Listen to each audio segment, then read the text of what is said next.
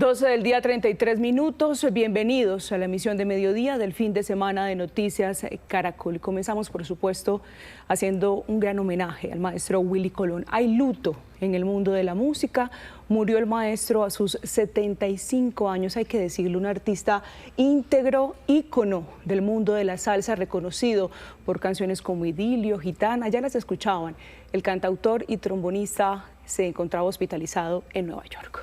Sin duda, Alejandra, una gran pérdida para la música, pero sobre su legado vamos a hablar a esta hora. Por eso nos acompaña en Noticias Caracol Manolo Belón, experto en música y escritor. Manolo, gracias por estar con nosotros en Noticias Caracol. Por supuesto, preguntarle a usted cómo recibe esta noticia y qué significa Willy Colón para la historia de la música y para la salsa en el mundo.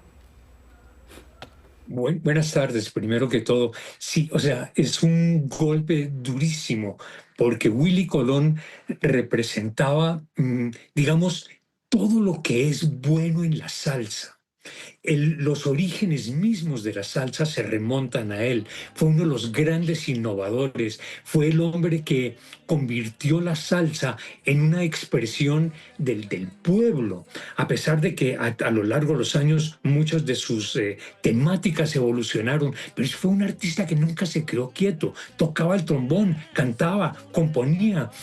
Fue uno de los creadores de la famosa Fania, los Fania All Stars.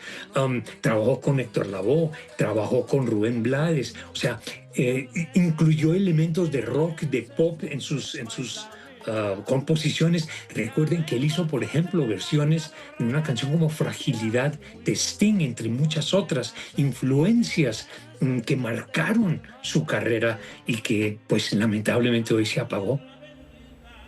Sí, y en ese sentido vale la pena hablar precisamente, siguiendo la línea del aporte que le hizo a la música y a la salsa, de esos orígenes, de su época con Héctor Lavoe, cuando lanzaron alrededor de 9 álbumes, usted me corregirá, y con varios éxitos, de hecho, que le abrieron la puerta a esa gran apuesta de Willy Colón a este ritmo. Correcto. Él comenzó trabajando en 1966. Era un muchachito, era un adolescente, tenía 16 años en ese momento. Empezó a trabajar con estos ritmos urbanos que reflejan, que traían los que llegaron de Puerto Rico a radicarse en la ciudad de Nueva York, en donde recibieron además todas esas influencias del rock, y fue esa mezcla de los ritmos caribeños con el rock que produjo la salsa, y lo que hizo con Héctor Lavoe, simplemente la demostración de cómo dos artistas de las dimensiones de ellos podían trabajar juntos y crear obras absolutamente fundamentales en la historia de la salsa. Manolo, preguntarle qué papel jugó dentro de este sello, del sello de la Fania Records, y por supuesto, como usted ya lo mencionó, siendo uno de los fundadores de la gran Fania All Star.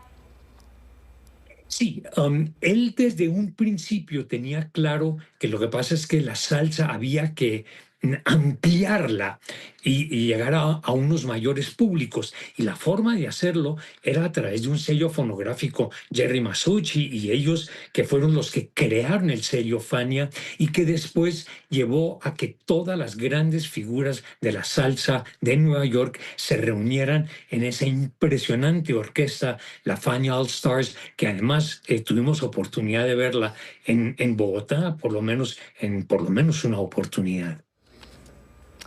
Pues a Manolo, muchísimas gracias por acompañarnos en este momento tan doloroso, en efecto, con la pérdida de un grande, de Willy Colón. Y queremos seguir sumando voces en medio de esta conversación y este homenaje que aprovechamos para hacerle aquí en Noticias Caracol. Por eso queremos saludar inmediatamente a Juan Carvajal. Él es el director del documental La Salsa Vive. Seguramente muchos de ustedes han tenido la posibilidad de verlo a través de las plataformas digitales, en el que hace un recorrido maravilloso cinematográfico justamente por esta vida de la salsa en Nueva York. Bienvenido a Noticias Caracol. Perfecto, muchísimas gracias por la invitación. Un día tan triste. Sí, no, y vale la pena en medio de este día tan triste justamente recordar a ese Willy Colón que tanto le aportó a este ritmo en el mundo. ¿Cómo lo recuerda usted? Lo que pasa es que hablar de Willy Colón es hablar de uno de los arquitectos fundamentales de la salsa. Él ayudó a crear el sonido urbano latino desde Nueva York en los años 60 y 70, cuando la música del Caribe como se mezcló con esa experiencia migrante del barrio latino. Junto a la O, como hablaba ahora el maestro Belón, construyó una dupla histórica. Colón diseñaba un sonido poderoso con los trombones al frente y la voz le daba como la voz a la calle, a la vida real del latino en la ciudad. La salsa dejó de ser solo música para bailar y empezó a contar historias. Y después el otro momento histórico es cuando se reúne con el maestro Rubén Blades y crean, por ejemplo, un álbum único, inolvidable que es Siembra. Él llevó la salsa a otro nivel como productor, convirtiéndola como en un vehículo social y cultural para toda la América Latina. Siembra cambió para siempre lo que podía decir la música popular. Sí. Willy Colón no podemos decir que no solo hizo canciones, creó una memoria cultural. La salsa hoy pierde a un músico, pero gana un mito. Quiero preguntarle justamente cómo influye Willy Colón en esa época de los años 70, de los años 80, incluso ya en los últimos años, en la identidad latina, específicamente en Nueva York, en Estados Unidos. Precisamente, él creó el sonido y definió el sonido newyorrican de la salsa moderna. Y fue con la O precisamente cuando hizo ese dúo de la música callejera, casi cinematográfica. Si miras los álbumes que ellos crearon, La Cosa, El Malo, todas esas cosas con los trombones al frente, la narrativa del barrio, fue un cantante, digamos que junto a la O con un carisma y un fraseo irrepetible. Colón fue el arquitecto musical y la O como la voz y la identidad, y consolidaron precisamente ese lenguaje estándar de la salsa de los 70, dándole ese sonido, repito, callejero y de barrio, que es lo que más nos conecta. Hay canciones y todos los álbumes inolvidables, El Malo, The Hustler, Cosa Nuestra, La Gran Fuga, y además, ¿quién no ha bailado toda su música, por ejemplo, en Navidad con el asalto navideño? O sea, lo vamos a tener para siempre. Como dice el maestro Rubén Blades, se mudó a otro barrio, al barrio de los Eternos, y la gente que vive en nuestra memoria está viva por siempre. Él vivirá por siempre ahí en la memoria discográfica, en los discos, cuando lo pongamos en casa. Todos los sonidos están siempre con nosotros y ahí está vivo el maestro Willy Colón. Juan, le sumo dos temas de mis favoritos también, talento de televisión, por ejemplo, Pedro Navajas, que tanto Claro, escuchamos.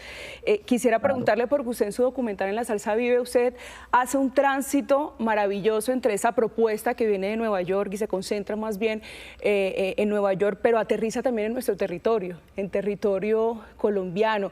Usted lo concentra mucho en Cali donde tuvo la oportunidad de estar. De hecho, allí pudieron disfrutarlo por última vez en el 2023, en la anterior feria, donde de hecho presentó problemas de salud en medio del concierto, pero quisiera justamente hablar de esa influencia también aquí en nuestro territorio. No solo en Cali, lo puedo decir como barranquillera, también en Barranquilla disfrutamos de la música de Willy Colón y todo ese territorio salsero colombiano.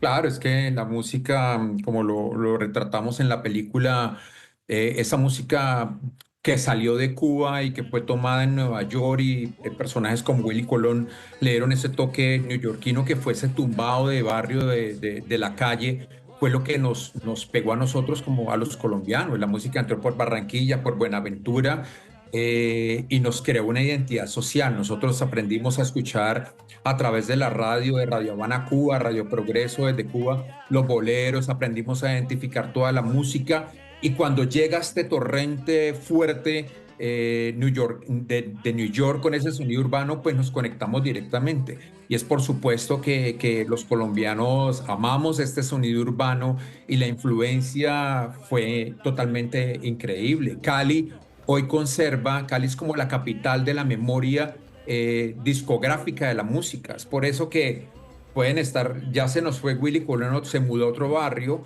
pero todos esos personajes viven en nuestra memoria y los gozamos, los bailamos cada día, y ahí están, te repito, siempre van a estar ahí presentes porque nos marcaron profundamente. ¿Quién no ha cantado todas las canciones que mencionaste ahora? Gitana, conectarnos con todo el cariño o qué será, que es una canción precisamente que habla un poco de eso, de la espiritualidad.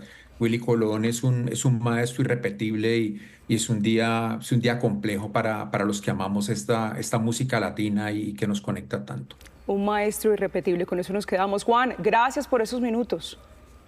Gracias a usted.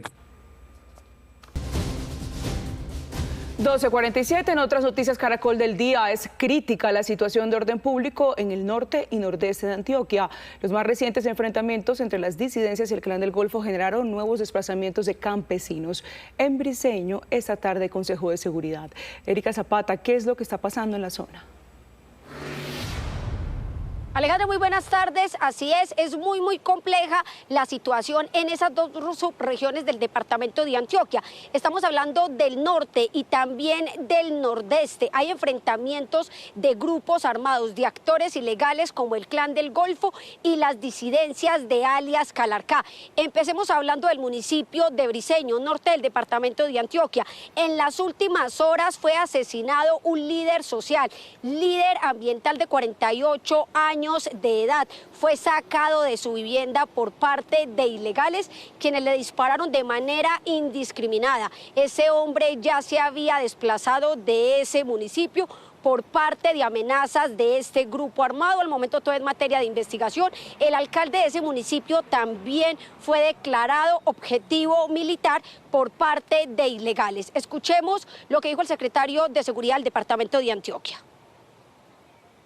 Ese enfrentamiento entre Clan del Golfo y FARC ha hecho que unas personas se desplacen hacia el casco urbano del municipio. Ya la Dirección de Derechos Humanos de la Gobernación tomó contacto con la Secretaría de Gobierno para brindar las atenciones que en materia humanitaria se requieren, y ya desde la Gobernación de Antioquia hemos convocado a nuestro ejército para que haga presencia y solucione la situación de orden público que allí se presenta. Pero de todas maneras hemos convocado a un Consejo de Seguridad para desde allí diseñar y establecer cuáles van a ser las estrategias que vamos a llevar a cabo con el fin de garantizarle seguridad a la población. Y las autoridades en el departamento de Antioquia, específicamente el municipio de San Roque, esto es nordeste del departamento, están investigando el hallazgo de 3 cuerpos en una vivienda, 3 miembros integrantes de una misma familia, entre ellos un menor de 12 años. La misma comunidad fue la que le dio el aviso a las autoridades. Están investigando, por supuesto, las autoridades de allí las causas de esta muerte, pero esto ha generado zozobra, también tristeza en esta subregión de Antioquia. Sin duda, Erika, y por supuesto estaremos muy atentos a esas investigaciones. Muchísimas gracias. 12 del mediodía, 50 minutos. Anoche se registró en el aeropuerto El Dorado de Bogotá un incidente entre un helicóptero de la Fuerza Aeroespacial Colombiana y un avión de la aerolínea LATAM, que obligó a esta última a interrumpir su despegue. María Fernanda Tarazona, ¿qué nuevos detalles se conocen?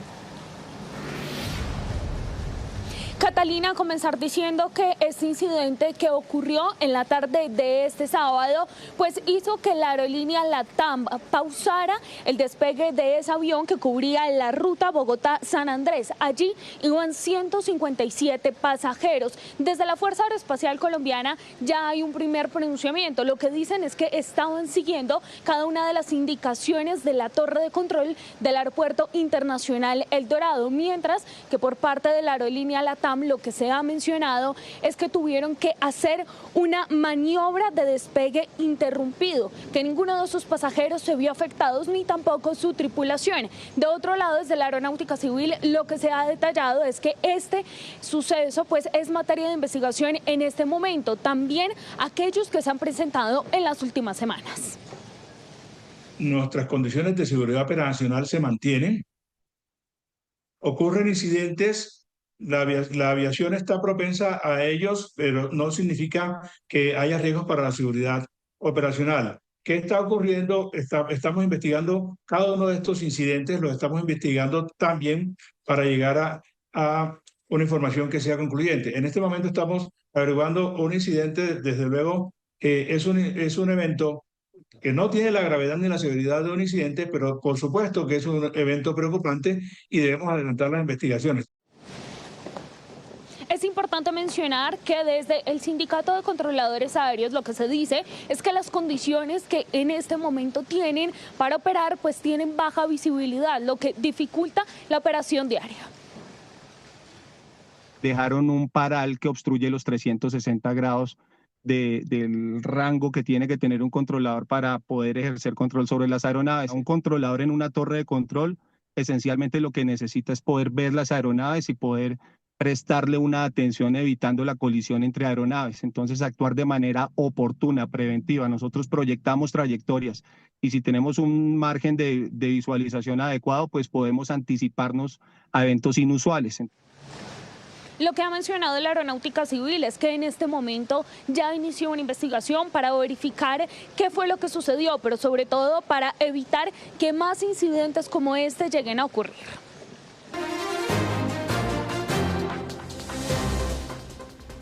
Mucha atención porque a esta hora en el mundo es noticia un nuevo aumento de los aranceles de Donald Trump al comercio global.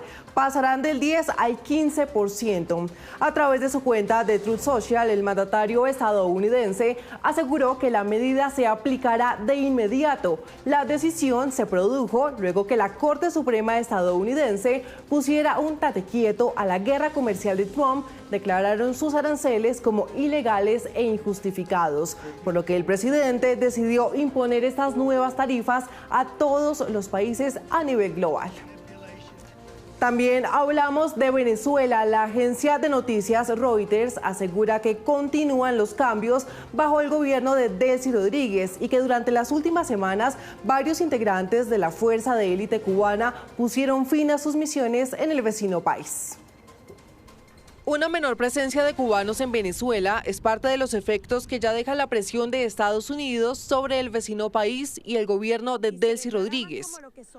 Así lo reveló la agencia Reuters, según la cual las fuerzas de seguridad de La Habana han estado abandonando Caracas sin que ello suponga, al menos oficialmente, una ruptura en las relaciones.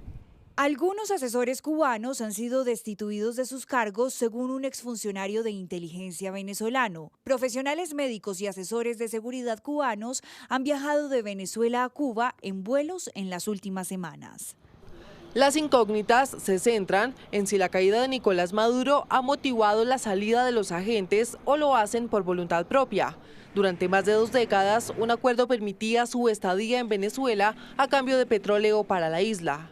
Entre tanto, esta semana la presidenta encargada Delcy Rodríguez recibió al ministro de Minas colombiano Edwin Palma, con quien dijo que se buscaba avanzar en una agenda energética y oportunidades de cooperación.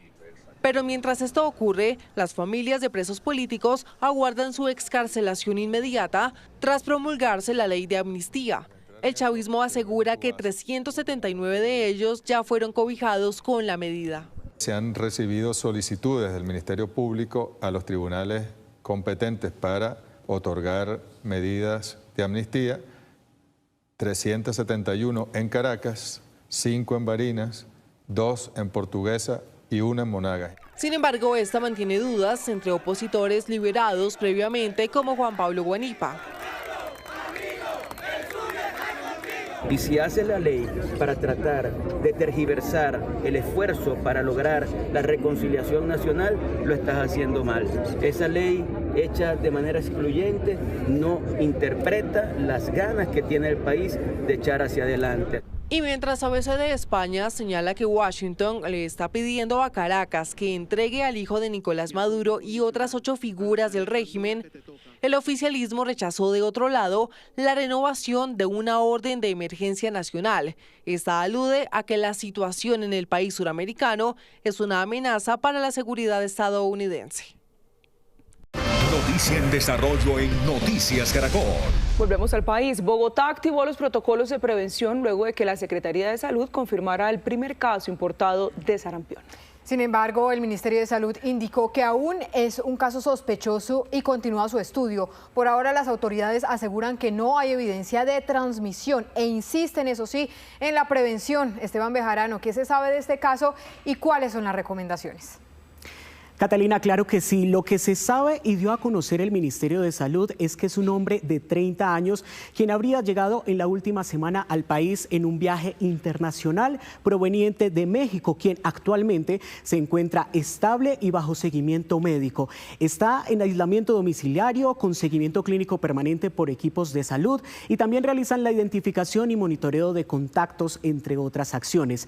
Por el momento, el caso lo catalogan como sospechoso desde el Ministerio Ministerio de Salud y se encuentra en estudio por parte del Instituto Nacional de Salud. Sin embargo, la Secretaría de Salud de Bogotá, por medio de distintas pruebas, lo confirmó con un resultado positivo obtenido el 19 de febrero mediante técnica PCR en muestras de hisopado y orinas tomadas el 15 de este mes. Eso es lo que dice el secretario de Salud de Bogotá.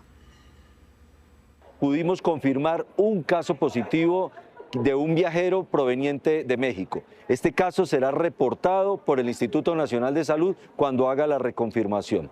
Esto nos obliga a fortalecer todo este proceso de vigilancia y aumentar todos los protocolos que tenemos que realizar y en especial las jornadas de vacunación para proteger a nuestra población. Se espera entonces que en los próximos días el Instituto Nacional de Salud dé una confirmación o no con respecto a este caso. Según la OMS, el sarampión es una de las enfermedades más contagiosas del mundo. Aunque es prevenible con vacuna, la baja cobertura en algunos territorios mantiene la alerta sanitaria. ¿Qué es, cómo se transmite y por qué es clave la vacunación? Aquí le contamos.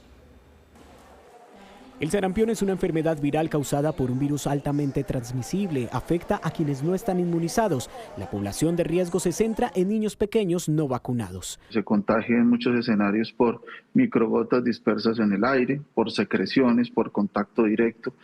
Y en cierta manera se parece un poco a todas las otras virales. Los síntomas iniciales suelen aparecer entre 8 y 12 días después de la infección. Empiezan con fiebre alta, tos, secreción nasal y ojos rojos. Días después surge una erupción en la piel que se extiende por el cuerpo. El sarampión es una enfermedad que puede causar no solo el brote, sino infección en el pulmón, infección en el cerebro, infección en los ojos e infección en los oídos. Es muchísimo más severa que muchas de las otras enfermedades que puedan causar estos brotes o estos exantemas. Sin embargo, el sarampión puede causar complicaciones graves de no atenderse a tiempo.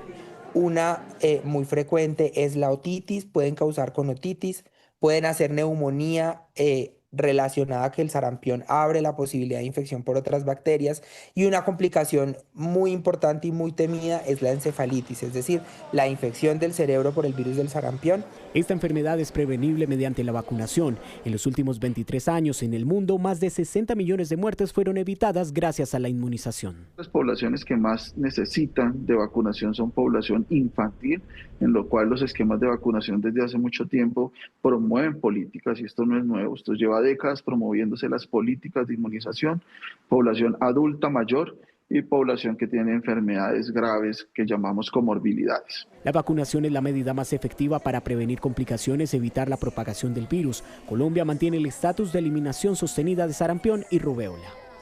Como lo dicen los expertos, la vacunación es la mejor forma de prevenir el contagio. Aquí vemos cuál es el panorama y el esquema de vacunación en el país con la vacuna triple viral que protege contra sarampión, rubéola y paperas a los niños. La vacuna se aplica así en los menores de edad, primera dosis al año de vida y el refuerzo a los 18 meses. Para viajeros con zonas donde hay alta transmisión, si no tiene vacuna, la recomendación es aplicar la dosis con 15 días de antelación al viaje, y también debe tener una dosis cada 10 años para estar completamente protegido. Algo muy importante es que el talento humano en salud cada 10 años debe aplicarse una dosis. Las vacunas están disponibles de manera gratuita en más de 3.000 puntos de vacunación en todo el país, y al respecto habla la directora del Instituto Nacional de Salud.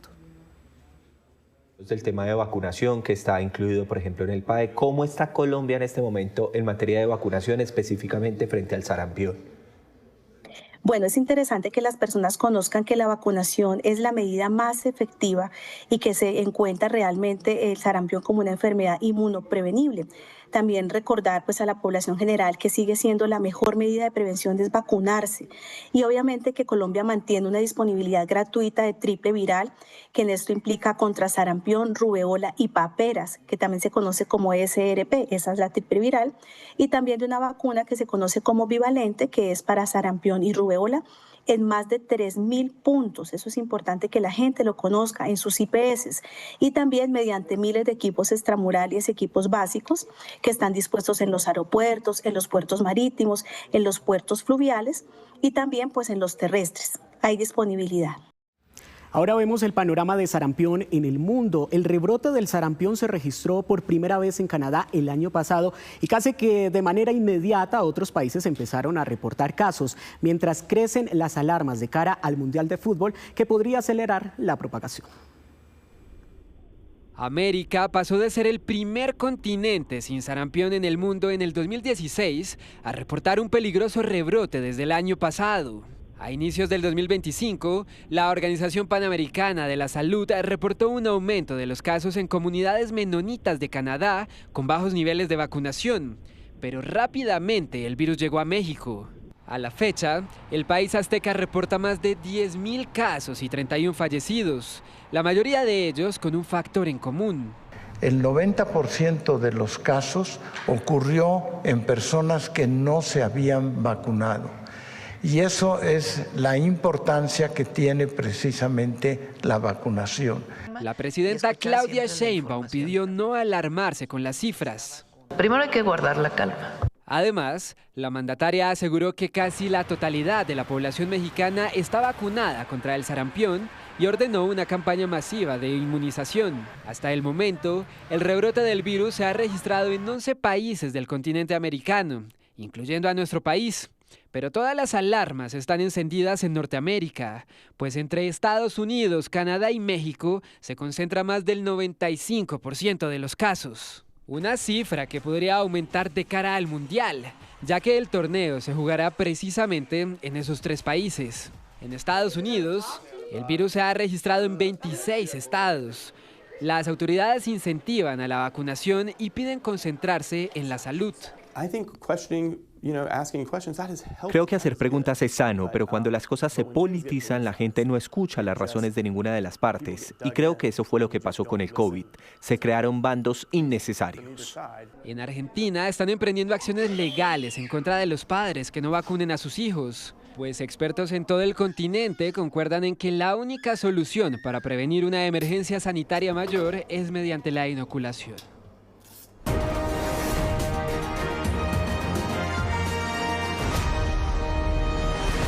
Colombia decide 2026. En este momento faltan 14 días, 18 horas, 55 minutos y corren los segundos para que se abran las urnas el próximo 8 de marzo, cuando decidiremos en manos de quiénes quedará el Congreso de la República y quiénes serán los candidatos presidenciales en las consultas interpartidistas.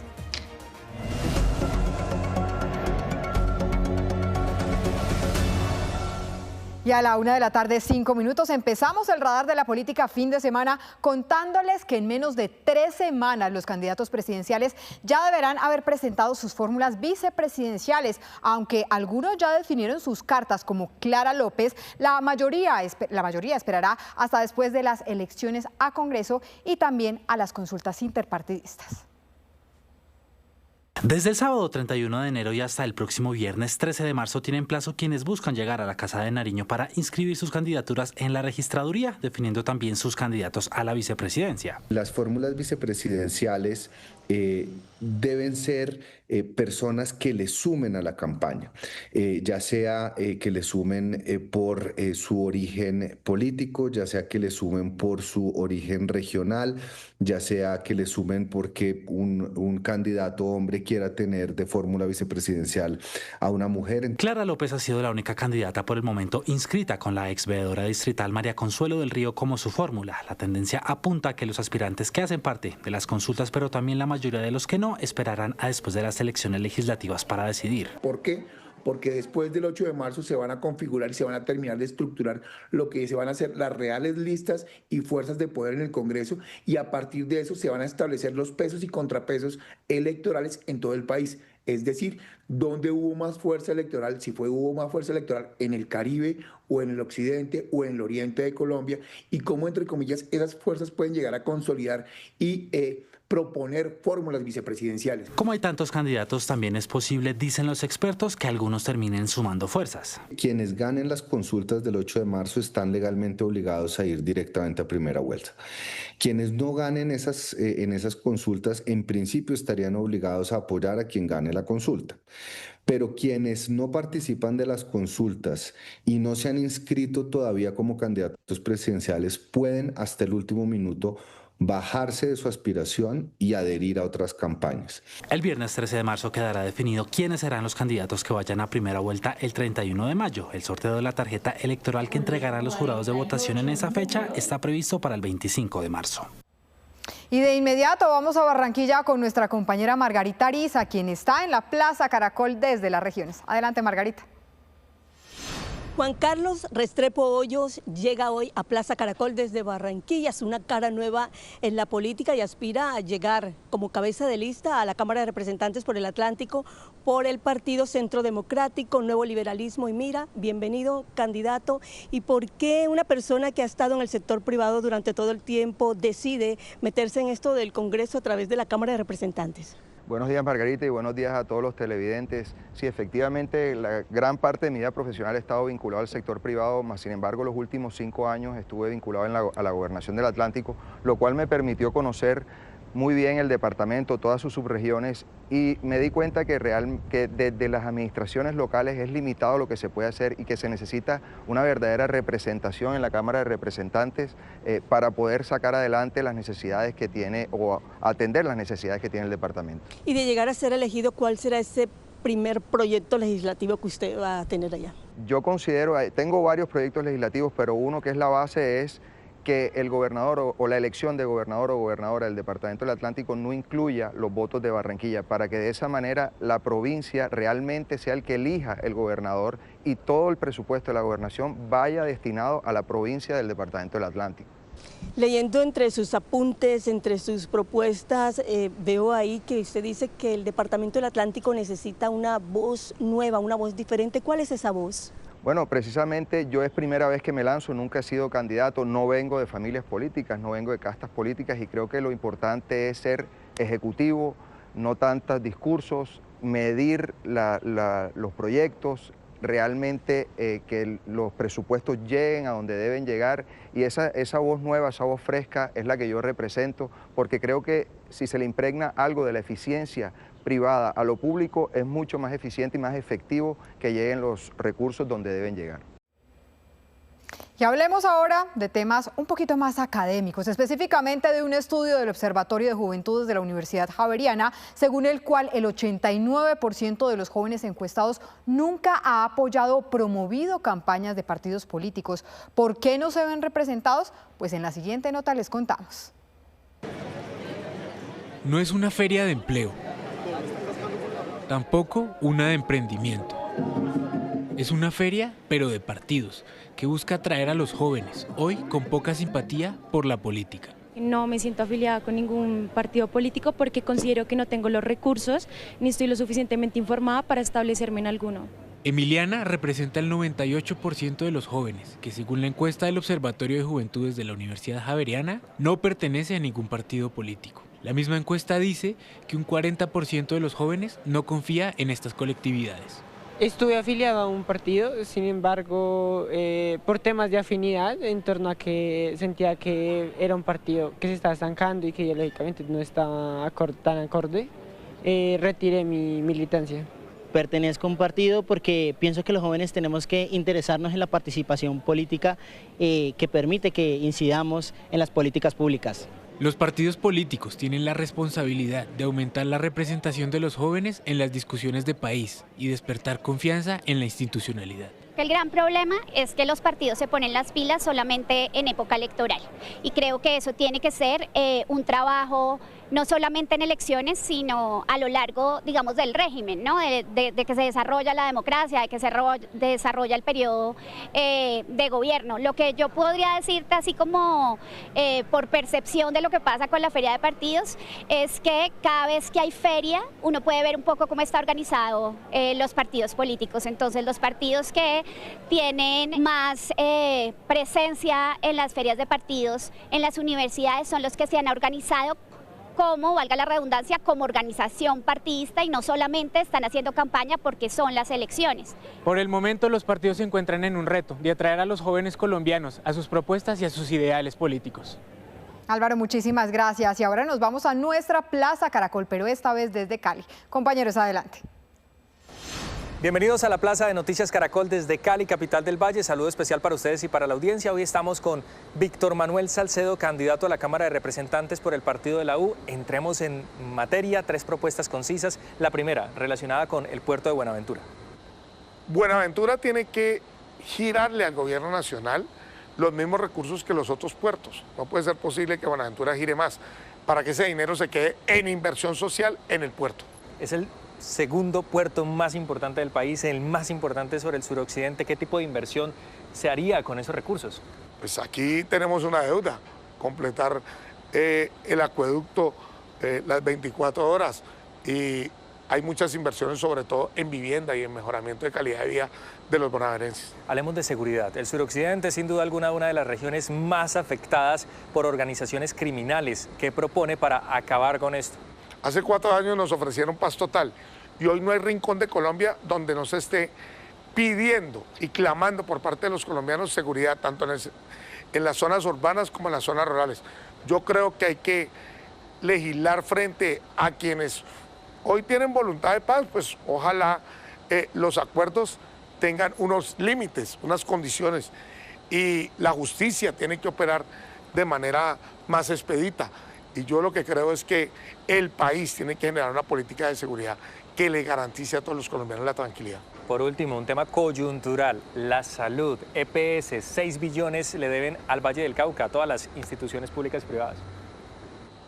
Hace 4 años nos dijeron que iban a mejorar el sistema de salud y hoy todos los colombianos compran los medicamentos. Lo advertimos en el debate, hay que hacer una reforma, pero hay que hacer una reforma donde el eje del sistema sea el paciente y no quien maneja los recursos.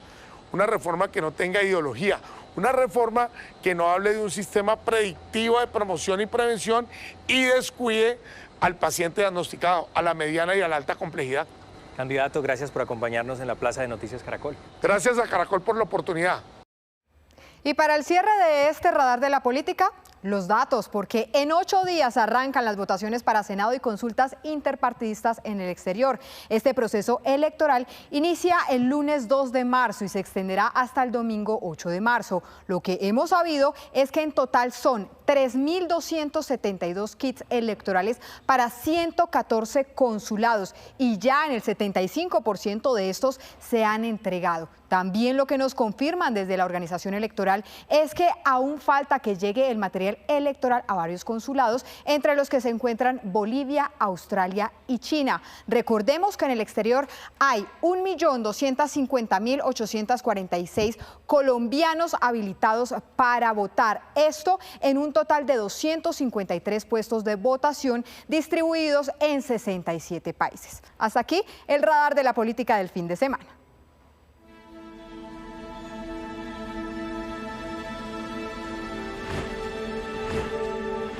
Aquí en el Congreso de la República se debaten las leyes que rigen nuestra vida diaria. Y justo al frente, en la Casa de Nariño, el presidente de la República toma las decisiones que marcan el rumbo del país.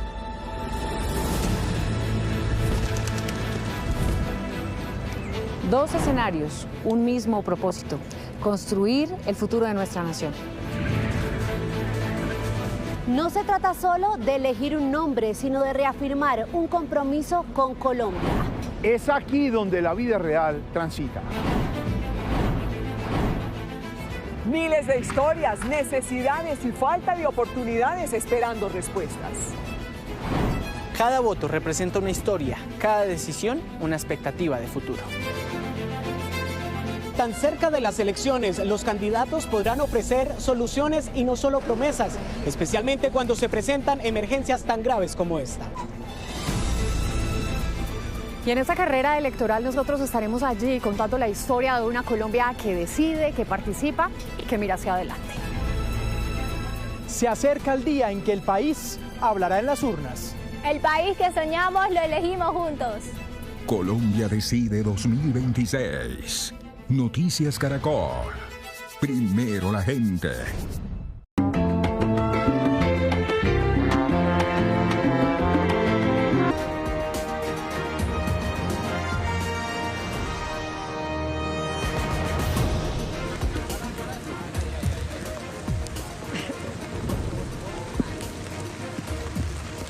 Muy buenas tardes. Definitivamente el clima de Medellín es cambiante. De un momento a otro estábamos con sol, ahora estamos con lluvia. Saluda a esta hora en esta despedida del Bus Colombia a Erika Zapata. Erika, bienvenida al Bus Colombia, bienvenida a Noticias Caracol. Alfonso, qué buena manera de despedir aquí el Bus Colombia en la ciudad de Medellín. Está lloviendo fuertemente a esta hora y estamos en todo el centro de Medellín. ¿Nos mojamos o no nos mojamos? Yo creo que sí, ya ahora sí nos mojamos. Erika, hablemos de diferentes situaciones que vive la ciudad de Medellín. Una de ellas es la problemática con la congestión vehicular. ¿Sabe cuánto ha crecido el parque automotor desde el 2015 al 2025? El 92%, más de 1 millón de carros han entrado en la ciudad y eso tiene colapsadas las vías de la capital antioqueña. Hablamos con la gente y por supuesto con las autoridades y eso es lo que dijeron. Absurdo. Sí, hay mucho carro. Sí, hay bastante carro. Esto es lo primero en lo que piensan los paisas al hablar de la movilidad de Medellín. En la ciudad, al parecer, no hay vías para tanto carro, pues según la Secretaría de Movilidad, el parque automotor creció en un 92% en 10 años, pasando de 740.525 vehículos en el 2015 a 2.523.481 vehículos en 2025. Yo creo que sí, va aumentando con el paso del tiempo, creo que se quedó corto el sistema masivo de transporte, creo que el sistema de buses de Medellín y el Valle de Aburrá quedó obsoleto, falta organización por parte de las entidades. El parque automotor ha aumentado impresionante y las calles son las mismas que teníamos hace 20 años. Medellín tiene más de 2,5 millones de habitantes aproximadamente y el sistema metro con todas sus líneas moviliza diariamente a más de 1 millón de personas. A pesar de esta mano, la congestión no cesa. No sé, mucho carro, mucha moto, demasiado. El transporte público colectivo, por su parte, moviliza unas 600.000 personas diarias, pero día a día pierde fuerza, porque aseguran no hay por dónde andar y el sistema se vuelve lento para los usuarios. Aquí estamos construyendo el mar en Medellín, pero necesitamos llegar al mar. Aquí estamos construyendo grandes obras de infraestructura, pero necesitamos que ese vehículo que atienda los estratos 1, 2 y 3 en su mayor población pueda movilizarse y pueda llevar a estos usuarios a esos destinos, que puedan acceder a la educación, que puedan acceder a la salud. Los transportadores consideran que la infraestructura es una de las falencias de la ciudad. Habría que mirar con los expertos unos broches viales y demás, pero más bien no tenemos mucho más espacio. Ahí es que brindar un servicio público colectivo de calidad para que el ciudadano le vea interesante dejar su vehículo en casa y poderse movilizar en transporte público. De esta manera vamos a garantizar menor contaminación, menor congestión y mejor calidad de vida para los ciudadanos del Valle de Aburrá. Autoridades, por su parte, explican que es un tema que tienen en estudio y trabajos. Hemos venido atendiendo la problemática del tráfico y la movilidad con la integración de los sistemas de comunicación y monitoreo de las cámaras de seguridad del 123 y las cámaras de monitoreo del Centro de Control de Tránsito, al igual que con la red semafórica y con los agentes de tránsito en la atención oportuna de incidentes viales y o accidentes en la ciudad. Según ranking internacional de Traffic Index, Medellín es la ciudad número 11 del mundo con mayor congestión vehicular, con un nivel promedio de tráfico de 66,9%.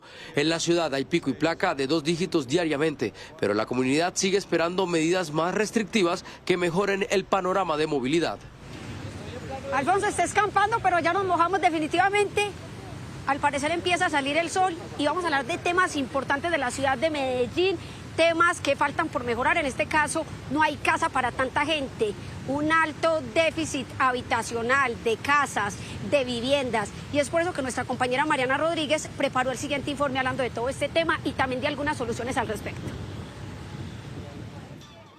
Según el último informe de Medellín Cómo Vamos, el déficit habitacional que tiene la ciudad supera los 192.000 hogares. La cifra incluye más de 154.000 viviendas con daños estructurales, condiciones inapropiadas para habitarse o con hacinamiento y 38.000 familias que requieren vivienda nueva. El Instituto de Vivienda de Medellín, que es el ISVIMED, era un instituto que siempre lo tenían ahí como para las personas de arrendamiento temporal y eso se volvió, digamos, un agujero negro.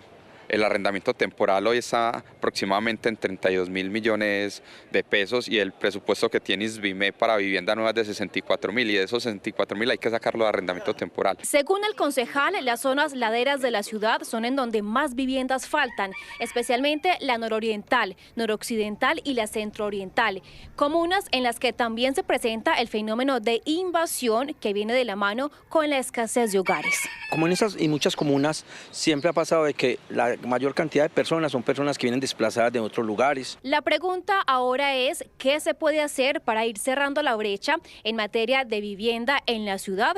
Pues las autoridades y en este caso los ediles consideran que es indispensable modificar el plan de ordenamiento territorial que entrará en discusión en los próximos meses. Este año el Consejo va a revisar el POT a mediano plazo y uno de los grandes temas va a ser la gestión del riesgo para también tratar de darle una solución a estas familias, porque a veces se les va a dar el mejoramiento y resulta que la casa está en alto riesgo o resulta que no cumple con alguna normatividad. ¿Qué implica esto?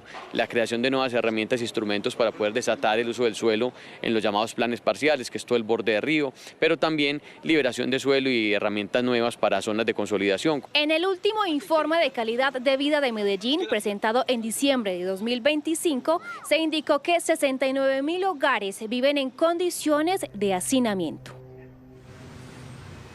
Erika, pero en el Bus Colombia escuchamos todas las regiones y vamos a ver cómo está Quibdó en el departamento del Chocó. Allí los jóvenes están pidiendo mayor inversión, mayor oportunidades de empleo y por supuesto que esto se vea reflejado también en espacios de cultura y de deporte. Nuestra compañera Andrea Estrella conversó con ellos.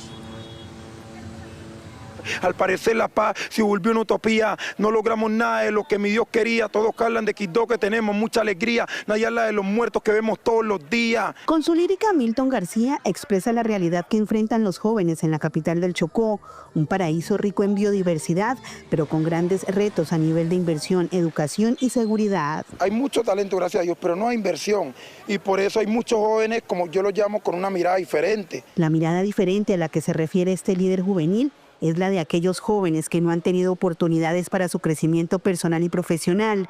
Su música es un bálsamo para quienes ven en él un ejemplo a seguir. El hecho de que no haya oportunidades, el hecho de que no se genere empleo, también es un detonante, sí, y son motivos que también a lo mejor una persona que no tenga la fortaleza mental, pues se desequilibra y flaquea y pues cae en red de la violencia, que es lo que estamos viviendo hoy aquí. Según expertos, la inversión social en el Chocó debería basarse, además de la educación superior, en el fortalecimiento del primer empleo, la seguridad, la cultura y el deporte. En el Chocó el talento sobra y hay mucho potencial. Es necesario que el Estado invierta en garantizar una oferta educativa de calidad. En un contexto marcado por la esperanza de un nuevo mandato presidencial y de Congreso, los chocuanos exigen que la inversión social deje de ser una promesa de campaña y se convierta en una realidad tangible. Se un avance, pero necesitamos más, por eso la importancia de escoger bien en estas elecciones por quién votar, por alguien que realmente se preocupe por los procesos sociales. La deuda del Estado en el departamento de Chocó es total. El pueblo chocano no pide favores, pide que el Estado cumpla y garantice lo básico en todos los sectores. Para los jóvenes chocuanos, el arte, la música y el deporte no son pasatiempos, sino mecanismos de protección frente a flagelos como el reclutamiento forzado y el desempleo. 1:41 de la tarde, definitivamente muchas problemáticas en distintas regiones del país. Erika, pero una de las cosas que hicimos nosotros al llegar aquí a Medellín fue hablar con los jóvenes, fue lo primero que hicimos y estos pues nos comentaron necesidades que tienen de distintas índoles. Le hablaron de todo, educación, movilidad, seguridad, educación y muchos temas. Escuchemos lo que le dijeron. El Bus Colombia ya está en Medellín, la capital de la montaña, la ciudad de la eterna primavera y una ciudad de gente pujante que tiene más de 12 millones de habitantes y que se ha convertido en un ejemplo de superación y de progreso para todo el país. Hoy en el país de los jóvenes vamos a hablar con esos 5 chicos sobre cómo perciben la ciudad, la capital de Antioquia. Y empecemos por un tema que se toca mucho aquí, es la gentrificación. Llega mucho turista, se encarece todo hasta el tinto. ¿Ustedes qué opinan de eso? Me parece que los precios están muy caros. Uno ir a comprar un tinto ahí ya le salen como con 5.000 pesos. ¿Qué creen ustedes que debería hacer para mejorar esta situación aquí en la ciudad? Bueno, realmente opino que con la llegada de personas como artistas, personas que ejercen el fútbol, por ejemplo, como la reciente llegada de Lionel Messi, aumenta bastante lo que vendría siendo la gentrificación, como se está hablando, que es el turismo y ahí vienen gente que residen acá y aprovechan para aumentar el precio de arriendos, etcétera. Opino que deberían de mejorar y regular eso para que sea un poco más cómodo para que el turista. O sea, que la administración, la alcaldía meta la mano en eso. Sí, porque al llegar gente nueva de otros países, la gente aprovecha y sube alquileres, sube hoteles, sube tinto, comida, que también a nosotros los ciudadanos de esta ciudad nos afecta, no solo a los de afuera, sino a nosotros también por el simple hecho de vivir aquí. ¿Usted qué cree que se debería hacer frente a esa problemática? Bueno, primero que todo aclarar que es un tema muy complejo. La gentrificación se ha venido dando desde mucho tiempo en Medellín, por eso mismo está unos controles precisamente con el turismo, y creo que se debería tener un enfoque que garantice de pronto la ciudad para quién. ¿Y usted qué opina de eso? No, pues sí, total, pues es un tema muy grave y nos afecta a todos, sino que es que también en lo personal siento que digamos que si le afecta digamos que a la persona que tiene su tienda, entonces obviamente tiene que subir los precios de los productos que vende, porque allá no le está dando para el sustento diario, entonces es algo que nos afecta a todos. Hay otro tema también clave aquí en la ciudad y es el sector del transporte. Se vienen quejando porque hay muchísimos carros en la calle. En 10 años, 2015 a 2025, el parque automotor creció en más de un 90%. ¿Qué hacer para mejorar el tema del tráfico en la ciudad? Yo diría que en cada comuna tener parqueaderos públicos para que metan sus carros ahí y que no afecte a la movilidad de los buses y transportes públicos. Hay muchos carros parqueados en las urbanizaciones, en los barrios, ¿eso afecta? Sí, realmente puede llegar a afectar un poco porque cierta concentración de autos, motos, puede llegar a incomodar un poco lo que vendría siendo la transición de los diferentes tipos de vehículos, más en horas pico cuando la gente sale de trabajar y etcétera. Entonces deberían encargarse de administrar bien lo que vendría siendo eso, para poder manejar mejor lo que vendría siendo el tráfico aquí poco pesado acá en Medellín. ¿Cuál es su posición? ¿Lo siente también igual? Hay muchos carros en la ciudad. Nos afecta a todos, tanto como a los que van en su transporte como a los que caminamos, porque al congestionarse nosotros los ciudadanos no tenemos por dónde caminar o por las aceras, por las orillas, porque los carros parquean ahí, y tanto como en las horas picos donde sale la gente del trabajo o personas que vienen de su colegio. Es decir, el peatón también se está viendo afectado. ¿Usted cree que el pico y placa deberían correrlo, deberían cambiarlo, más números, más carros en las casas? ¿O cómo? Creo que eso es algo que tienen una estrategia abierta para analizar, ya que también tenemos muchas afectaciones en cuanto al tema del medio ambiente. Si sube la elaboración de motores y todas esas cosas, aumenta la contaminación auditiva, que finalmente nos termina afectando a todos. ¿Usted qué opina sobre eso? ¿Está de acuerdo? ¿Hay muchos carros en la ciudad?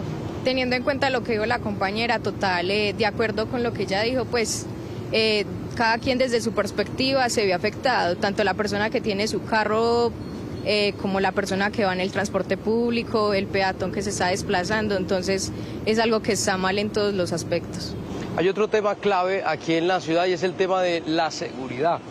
El año pasado cerramos con más de 320 homicidios aquí en la capital antioqueña y ojo, la mayoría este año ya en el que estamos cursando es por temas de intolerancia, de convivencia. ¿Está faltando un poco más de respeto en los hogares antioqueños aquí en Medellín? Siento que pues hay muchas personas que se creen traquetos, ¿sí me entiende?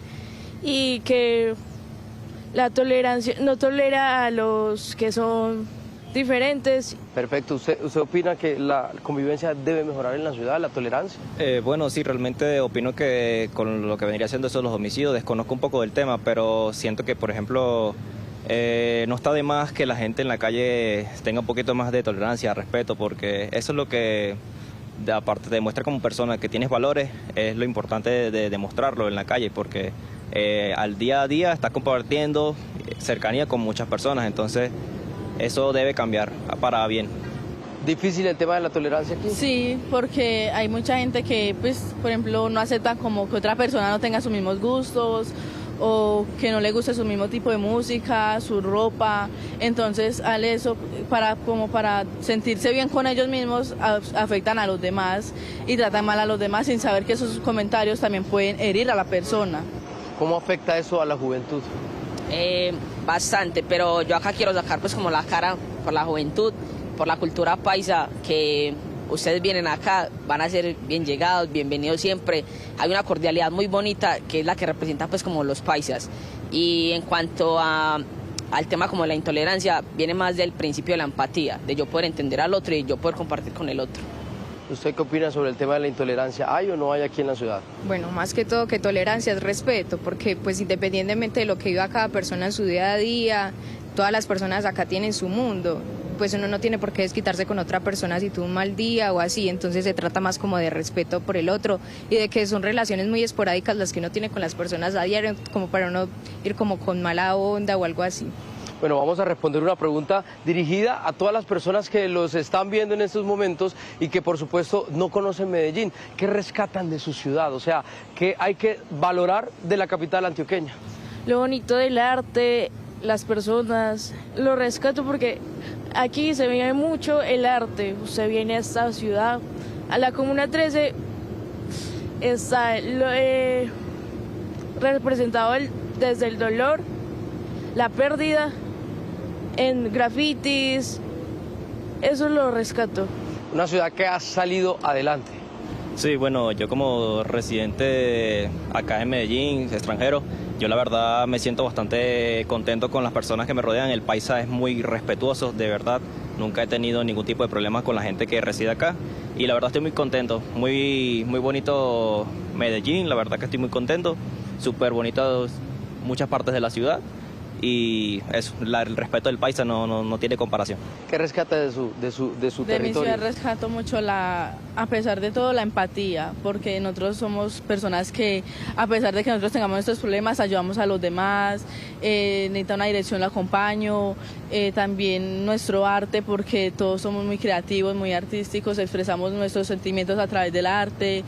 Y también rescato nuestra cultura, porque a pesar de todo seguimos siendo los colombianos que somos berracos, que salimos adelante pase lo que pase y que después de 1000 caídas siempre nos vamos a levantar. ¿Usted qué rescata de su territorio? No, todo. Creo que Medellín es una ciudad muy bonita, lo digo a experiencia personal. He tenido la experiencia de conocer prácticamente todo Medellín. Y empezando desde su cultura, desde la forma de ser de la gente, uno saca cosas muy bonitas que, créanme que si no han venido acá a Medellín, bienvenidos, visítenos y se van a sorprender pues como con todo lo que hay. ¿Qué rescatar de su ciudad? No, pues todo, la verdad, me parece que independientemente de las cosas, hay personas muy nobles, uno va por la calle, lo saludan las señoras, pues las costumbres que todavía se tienen. Pues hay muchas cosas que rescatar, como han dicho todos, el arte que se ve por las calles, de los grafiteros, de los artistas urbanos, son cosas que se tienen que rectificar mucho, pues así como de Medellín, aparte de que ya Medellín se está volviendo muy turístico de lo que hemos estado hablando anteriormente, y es por lo mismo, porque Medellín tiene cosas que digamos que en otras partes no se ven o acá se ven mucho mejor, entonces sí. Bueno, qué nota Medellín, sin duda alguna. Gracias a ustedes por este espacio, gracias por también dejarnos ver cómo perciben a la capital antioqueña. Ese es el país de los jóvenes en el Bus Colombia de Noticias Caracol. Ahí está el pensamiento de los jóvenes, sin duda alguna una voz importante, fundamental en este Bus Colombia. Pero a esta hora nos acompaña Santiago Tobón, es el director del Centro de Valor Público de la Universidad EAFID. Director, bienvenido a Noticias Caracol. Montes a este Bus Colombia también con nosotros. Vamos a hablar de la ciudad.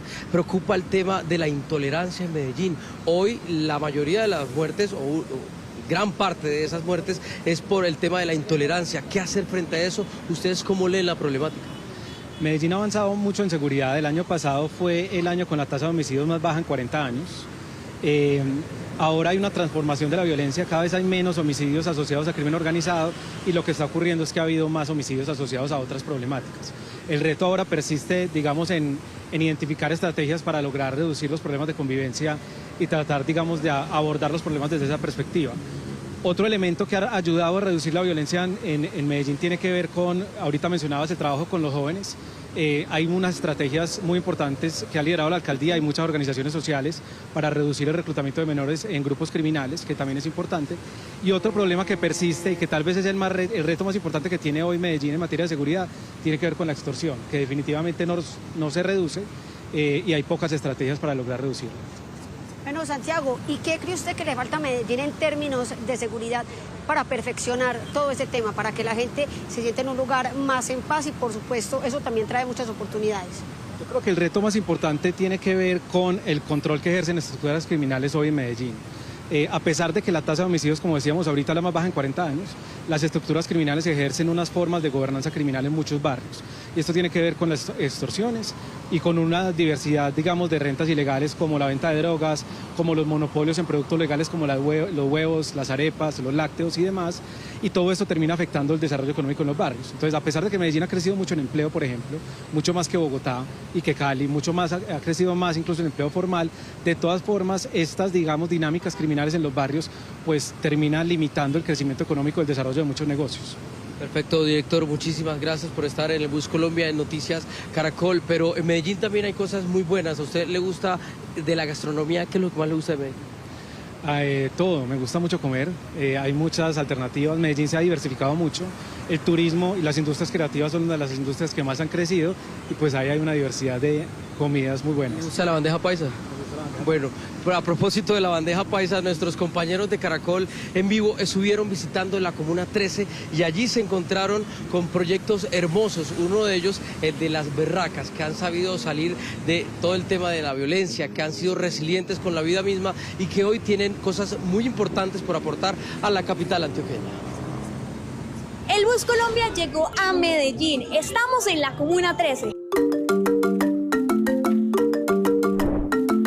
Conocer las historias de mujeres resilientes. Somos mujeres empoderadas, mujeres que hemos logrado salir de la victimización al empoderamiento. Para la década de los 80, la Comuna 13 fue uno de los lugares más peligrosos del mundo debido a la presencia de grupos armados ilegales. Las mujeres perdieron a sus familias en medio de la guerra y les tocó aprender a resurgir desde ese dolor. Que en esta cocina no solamente se cocina comida, hemos cocinado resiliencia, resistencia, empoderamiento, sueños. Yo vengo del Chocó, me brindó mucha oportunidad de trabajar porque tengo 2 niños.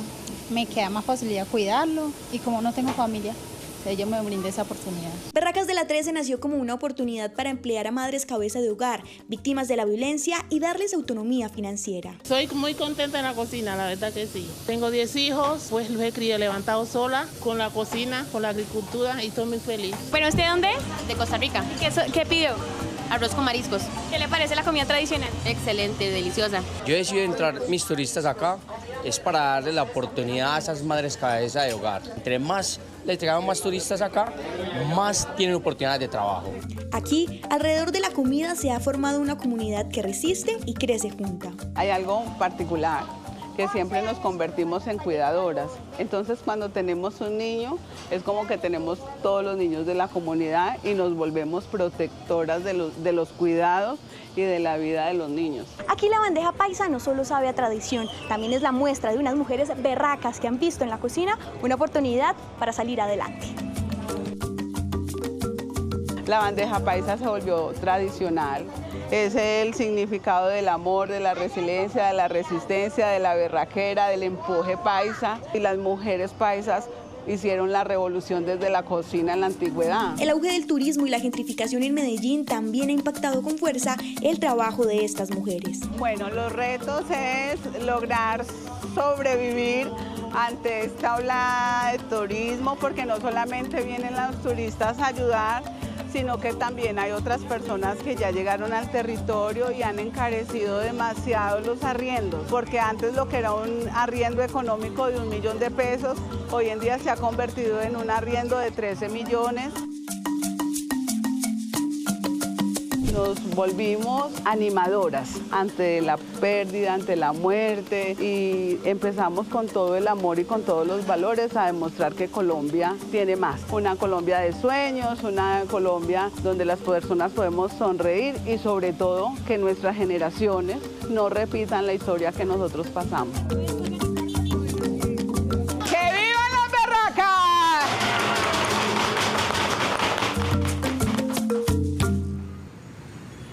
La Comuna 13, un lugar obligado a visitar cuando se llega aquí a Medellín. Y lastimosamente y con nostalgia, aquí despedimos el Bus Colombia en la ruta norte, agradeciendo a todas las personas que nos abrieron su espacio, que nos abrieron su voz en cada región en la que pudimos estar. Y por supuesto agradecerle a este equipo magnífico de trabajadores que día a día, con sol, con lluvia, estuvieron al frente de este hermoso proyecto para que de verdad todo fuera de mucha calidad para todos ustedes, para todos los colombianos. Así le decimos gracias y es un hasta luego. Alfonso, y salió el sol, vamos a secarnos. El occidente de Boyacá vivió una noche marcada por la zozobra y la violencia, luego de un atentado sicarial que, según las autoridades, estaría dirigido hacia un comerciante de esmeraldas del país, Nándar Humberto Pinilla. El sonido de los disparos estremeció la noche de una de las zonas esmeraldíferas más importantes del país, Coscuez, en San Pablo de Borbur, occidente de Boyacá. Se genera un hecho confuso que estamos tratando de verificar, donde hay unas personas en los establecimientos, se genera un altercado al parecer, o hay otra hipótesis que habla de unos sujetos que llegan e impactan a unas personas que están en este lugar. El primer reporte señala que 3 personas resultaron heridas, dentro de los que se encuentra el comerciante de esmeraldas Nándar Humberto Pinilla Florián. Una de las heridas tiene un prontuario de antecedentes, anotaciones judiciales. Hace poco salió de un centro carcelario por el delito de concierto para delinquir. Unidades de la Policía y Ejército Nacional, en medio de la oscuridad, iniciaron la búsqueda de los autores del atentado sicarial. Después de un operativo o en desarrollo de una operación militar en coordinación con la policía de Santa Bárbara, se logra la captura de 4 sujetos. 3 de ellos son de Cundinamarca y 1 es de nacionalidad extranjera. A estas personas se les halla en sus pertenencias una pistola, un revólver, unos cartuchos. Las víctimas del atentado fueron atendidas en el Hospital Regional de Chiquinquirá. Un primer paciente de 55 años con lesiones en tejidos blandos y tórax. Este paciente ya fue dado de alta. Un segundo paciente de 39 años que ingresó por un trauma de tórax y un trauma de abdomen. En el momento se encuentra en la unidad de cuidado intensivo. El hecho genera temor en la región, donde señalan que la entrada en liquidación de la mina Coscuez S.A. se debe revisar por parte de las autoridades y así definir qué va a suceder con ese título minero. A esta hora es noticia el aumento de pie de fuerza en Buenaventura tras la captura del máximo cabecilla de los Xotas, Diego Optra. Más de 200 uniformados llegaron al principal puerto sobre el Pacífico colombiano y se desplegaron sobre toda la ciudad, especialmente en la Comuna 12, con mayor injerencia de este grupo armado criminal por posibles represalias por la captura de este sujeto. El clamor de la comunidad es que se mantengan los diálogos de paz con los diferentes grupos armados ilegales que operan en Buenaventura para poder recuperar la tranquilidad en el puerto del Pacífico. A esta hora es noticia en Atlántico la recompensa por más de 500 millones de pesos anunciada por el Ministerio de Defensa y la Gobernación del departamento por información que permita capturar a los principales cabecillas de bandas delincuenciales como los Pepes, los Costeños y el Clan del Golfo. Este anuncio se dio en medio de un consejo de seguridad en el que las autoridades analizaron nuevas alternativas o nuevas medidas para combatir delitos como el homicidio y la extorsión, que vienen incrementando la violencia y la inseguridad en todo el departamento y también en la región Caribe. Hay que decir que entre esas nuevas medidas las autoridades también mencionaron el incremento del pie de fuerza y labores de inteligencia. A esta hora en Cartagena se hace efectiva la socialización del proyecto 4 en 1, la solución hidráulica definitiva para las inundaciones en Castillo Grande y en Boca Grande. 4 en 1 porque contempla protección costera, control de inundaciones, así como también la construcción de 2 kilómetros de paseo peatonal frente a la bahía y también la recuperación de todos los parques de la zona. Serán 168.000 millones de pesos los destinados para esta obra cuya fase de estudio empezará el 27 de febrero del presente año y se estima estima que para 2027 esté entregada a feliz término. A esta hora es noticia la incautación de un depósito ilegal de morfina en el departamento de Nariño. El ejército confirmó que esta sustancia era propiedad del ELN, que pretendía ser usada como insumo para la fabricación de heroína. La mercancía está evaluada en $7 millones y se esperaba que la droga fuera distribuida en Centroamérica y Estados Unidos. Gracias a las labores de inteligencia militar, se halló este depósito clandestino que pretendía fabricar 1.8 millones de dosis de heroína. De la tarde, 54 minutos. Gracias por continuar con nosotros. La música se convirtió en el mejor ejemplo de solidaridad para con los afectados por las lluvias, esto en el departamento de Córdoba. Esta vez en Tunja se vivió una actividad que tocó corazones y se transformó en ayudas para los damnificados. La Banda Sinfónica Nacional de Colombia convirtió la música en esperanza con la Sinfonía Solidaria por Córdoba.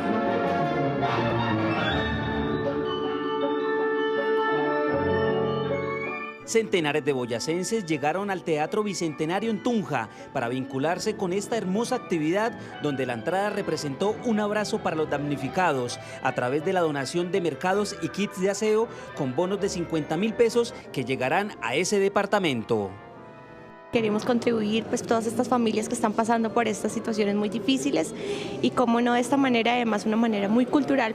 Un granito de arena para los afectados que llega gracias a las notas musicales. Se generó la posibilidad de adquirir un mercado o un kit de aseo en una de las cadenas de supermercados de Tunja, ¿sí? de La Granja, y también se ubicaron un par de puestos adicionales para poder recoger estas ayudas.